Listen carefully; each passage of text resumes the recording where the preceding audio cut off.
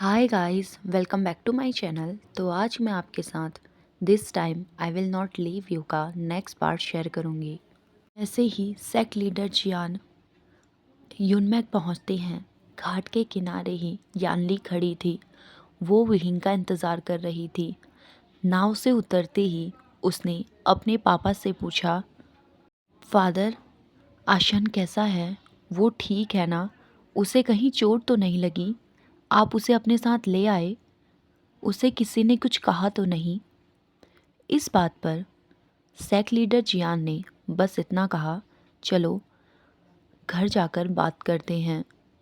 अपने फादर की ये बात सुनकर यानली को महसूस हो गया था कि इस बार आशान ने कोई बहुत बड़ी गड़बड़ करी है। इसीलिए उसके पापा के चेहरे पर चिंताओं की लकीरें साफ नज़र आ रही हैं। अब जैसे ही वो अपने महल पहुंचते हैं, मैडम यू दौड़ती हुई आई। वो गुस्से में थी। अब वो चिल्लाते हुए कहती है, कहाँ है वो बदमाश? उसने हमारे सेक्ट की नाक कटवा के रख दी। मैंने उसे कहा था कि वो वहाँ जाके सही से बिहेव करे, लेकिन वो अपनी हरकतों से बाज नहीं आया। अब मैं उसे अच्छे से सबक सिखाऊंगी। उसे बताऊंगी कि डिसिप्लिन क्या होता है। अब जियांग फेंगमियान अपनी वाइफ से कहता है, माय लेडी, चलो मेरे ऑफिस में चलो। ये कुछ प्राइवेट बात है जो हम यहाँ पर बात नहीं कर सकते। तभी मिस यू गुस्से में कहती है, क्या उसने इतनी बड़ी गड़बड़ कर दी कि हमें प्राइवेट में बात करना पड़े? ये सब मैडम यू चिल्लाते हुए कह रही थी। तभी यानली कहती है, मॉम प्लीज़, क्या आप पापा की बात नहीं मान सकती? यानली ने ऐसा इसीलिए कहा क्योंकि मैडम यू की चिल्लाने की आवाज़ से सभी लोग उन्हीं को घूर रहे थे। अब वो लोग फैंगमियान के ऑफिस में चले गए। जैसे ही यानली और मैडम यू अंदर जाते हैं, फैंगमियान जल्दी से दरवाज़ा बंद कर लेता है जिससे कोई भी उनकी बात ना सुन सके। ऑफिस के अंदर जाते ही मैडम यू ने चिल्लाते हुए पूछा, ऐसी क्या बात है जो तुम प्राइवेट में करना चाह रहे हो? मैडम यू गुस्से में कहती है, क्या तुम उस लड़के को नहीं लेके आए? याद रखना, अगर तुम उसे लेके आए हो तो तुम फिर से रिग्रेट करोगे। वैंग मियान ने सर झुकाकर जवाब देते हुए कहा, विहिंग ने सेक्ट छोड़ दिया है। वो अब इस सेक्ट का हिस्सा नहीं है। वैंग मियान की बातों से उस रूम में सन्नाटा छा गया था। तभी मैडम यू जो चिल्ला रही थी, वो धीरे से पूछती है, क्यों? वो अलग क्यों हो गया? क्या तुमने उससे कुछ कहा जिससे उसने सेक्ट छोड़ दिया? वहीं दूसरी ओर यानली थी, जो ये बात सुनते ही शॉक हो गई थी। उसे समझ नहीं आ रहा था कि वो क्या कहे। अब मैडम यू फिर से कहती है, तो तुमने उसे इतनी आसानी से जाने क्यों दिया? भूलो मत, उसका हम पर कर्ज है। हमने उसे सड़क से उठाया है और आज तक उसे पाला है। वो हमारा लाइफ टाइम के लिए कर्जदार है। तभी फैंग मियान कुछ तालिस्मान निकालकर मैडम यू को दिखाते हुए कहता है, इन तालिस्मानों से उसने अपना कर्ज चुका दिया है। मैडम यू ने चिल्लाते हुए कहा, क्या मतलब है तुम्हारा? ये कुछ तालिस्मान उसका सारा कर्जा उतार देंगे? क्या यहाँ पर कोई मजाक चल रहा है? वो ज़िंदगी भर के लिए हमारा कर्जदार है। समझ आया आपको? फैंगमियान उसे तीनों तालिस्मान दिखाते हुए कहता है, ये कोर प्रोटेक्टिव तालिस्मान है और ये फायर से बचाता है और ये हमारे सेक्ट को मजबूत करेगा। तभी मैडम यू ने गुस्से में कहा, क्या मतलब है तुम्हारा? ये कुछ तालिस्मान हैं और हमें इनकी क्या ज़रूरत है? भूलो मत, हम ग्रेट 5 सेक्ट में से एक हैं। किसी की हिम्मत नहीं कि वो हम पर हमला करें। इतना कहते ही मैडम यू फैंगमियान के हाथ से उन तालिस्मानों को लेती है और उन्हें फाड़ देती है।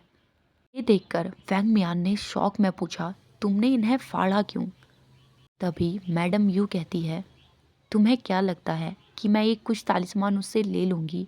उसका डेब्ट हम पे बहुत ज़्यादा है और ये कुछ तालिस्मान से नहीं उतरने वाला।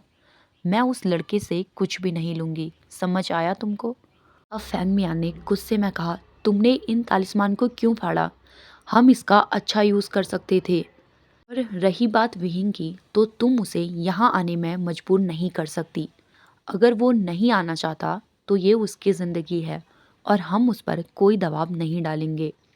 इस बात पर मैडम यू अपनी सीट से खड़ी हुई और बिना कुछ कहे वहाँ से चली गई। मैडम यू के जाने के बाद फाइनली यानली कहती है, उसके आंखों में आंसू थे। उसने रोते हुए अपने फादर से पूछा, पापा, आप जानते हैं आशा ने ऐसा क्यों किया? उसने क्यों ये सेक्ट छोड़ दिया? इस बात पर फैंग मियान ने उसे बस एक बिटर स्माइल दी। फैंग मियान कहता है, मुझे नहीं पता आशान ने ऐसा क्यों किया, पर उसने बस इतना बताया कि वो हम सबको प्रोटेक्ट करने के लिए ये कर रहा है। अब फैंग मियान फिर से कहता है, न जाने क्यों पर मुझे ऐसा लगा कि ये हमारा आशान नहीं था। आज वो बहुत बदला हुआ था।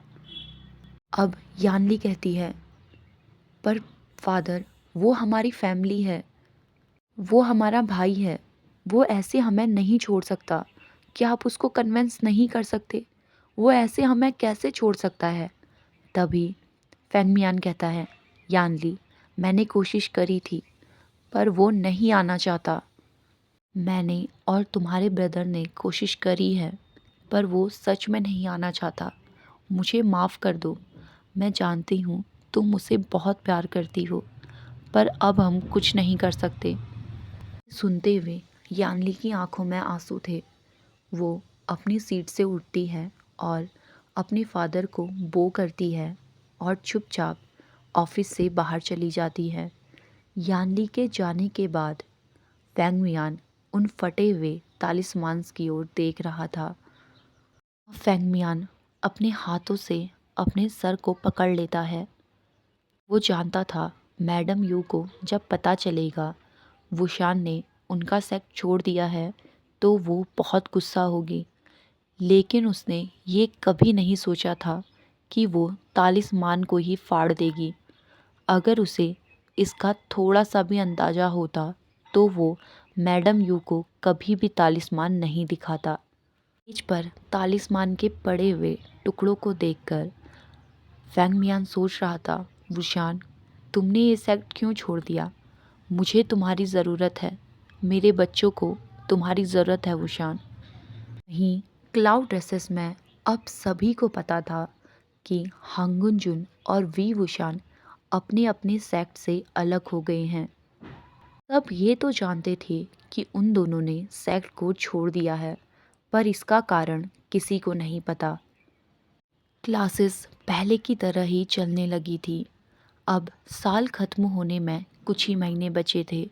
वहीं जियान चैन का गुस्सा भी अब पहले से बहुत ज़्यादा हो गया था।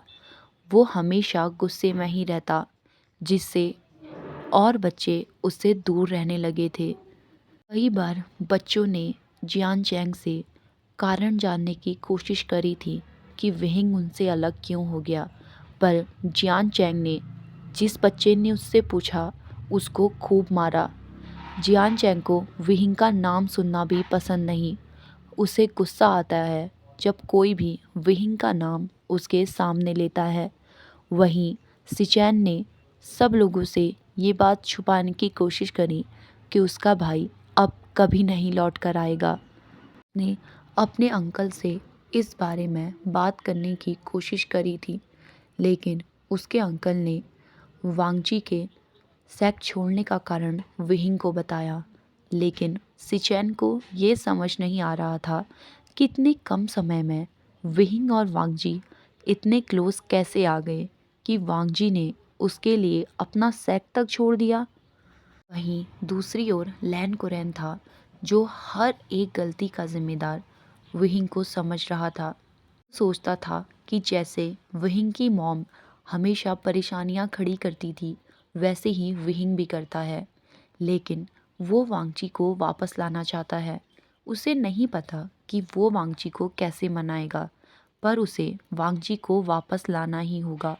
सेक्ट से अलग होने के बाद वांगजी ने कभी भी उनसे मिलने की कोशिश नहीं करी, ना ही बात करने की। वहीं दूसरी ओर विहिंग और वांगजी थे जो वैनकिंग से बात करने जा रहे थे। ऐसा उन्होंने सोचा था। वैनकिंग उन्हें गुसू की पहाड़ियों में ही मिली। वो अपनी सुइयों से उस बैरियर को तोड़ने की कोशिश कर रही थी। से ही उसे एहसास होता है कि कोई और भी वहाँ पे मौजूद है। वैनकिंग तुरंत ही अपनी सुइयां छुपा लेती हैं और झुकते हुए हांगुनजुन और विहिंग को प्रणाम करती है। ओके गाइस, आज के लिए बस इतना ही। मिलते हैं हमारी नेक्स्ट वीडियो में। तब तक के लिए हंसते रहिए, मुस्कुराते रहिए एंड हैप्पी रहिए। Bye bye.